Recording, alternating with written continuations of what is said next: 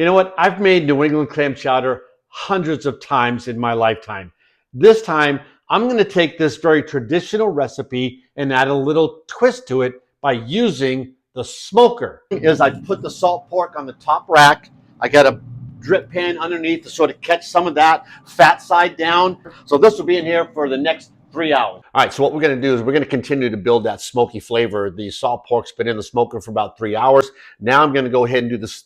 I'm going to put these whole neck, baby neck clams inside the smoker along with my onions and my celery, as well as the cream. So now all that smoky flavor has been induced into the cream, the onion, celery, the clams, and the salt pork. Now it's time to start building our base. What we're going to do is we're going to start with the salt pork to go ahead and start building our base. All right, so now that the pork is done, now we add the onions and the celery.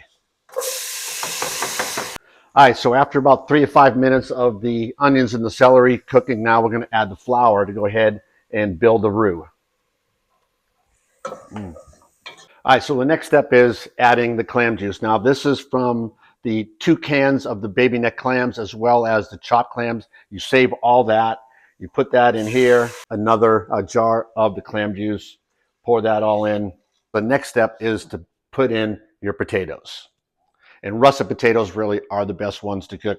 So now that the potatoes have softened up, I don't like to get them too soft, so you need a little bite to it. The next step is adding that smoked cream, and then the smoked whole baby clam. Also add a can of chopped clams. So after you add all the ingredients in, what you want to do is you want to do a little taste test on that. Because, you know, I am an Old Bay seasoning kind of guy. I love it with my chowder, but sometimes it can be a little overpowering. That's why I only did a little bit on the onions and the celery and the cream. But I'm going to add a little bit more because I do think it's a little bit light. That's going to sit there probably for another 30 minutes or so before we go ahead and get a bowl of it.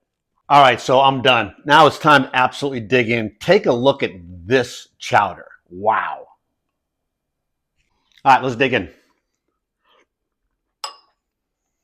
Well, you still get a little bit of that smoky flavor in it. Not as much as I was expecting to get, but still very good, solid clam chowder dish.